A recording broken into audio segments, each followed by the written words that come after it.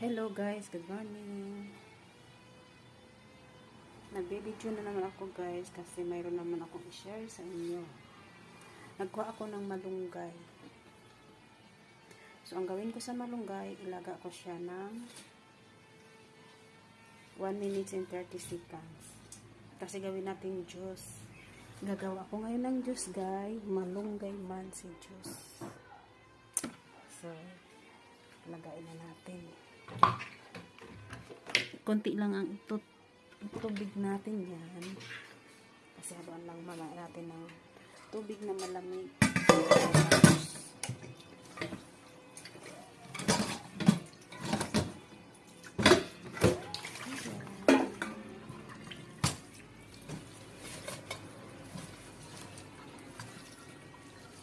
Pakatasin lang natin siya guys. So guys, ito yung second video ko nang magagawa ko ng juice. Nilaga ko na yung malunggay. So habang naglaga tayo ng malunggay, mag-slice na tayo ng kalamansi.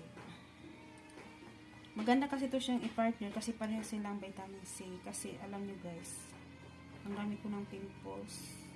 Kulang na ako ng vitamin C.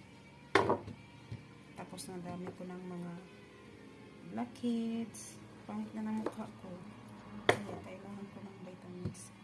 Kaya mag-juice muna ako ng mga herbal. Fresh juice naman to eh. Kalamansi at saka malunggay. Malaki yung ano nila, vitamins.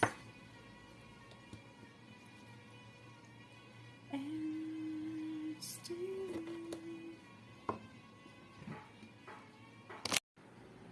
So guys, yung ginawa ko kaninang malunggay at saka mansi juice ay tapos na, ito na siya.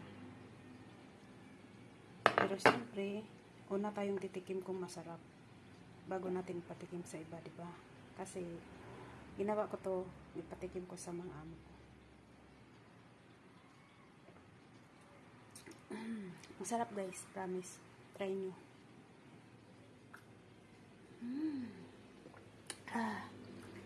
Matamis-tamis na maasim. Sarap.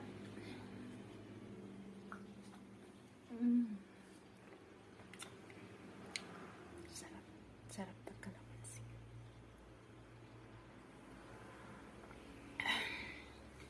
Ay, uulit-ulitin ko kaya itong gawin, no? Kasi maraming kalamansi si Kuya dyan. Kaso lang, baka pagalitan ako.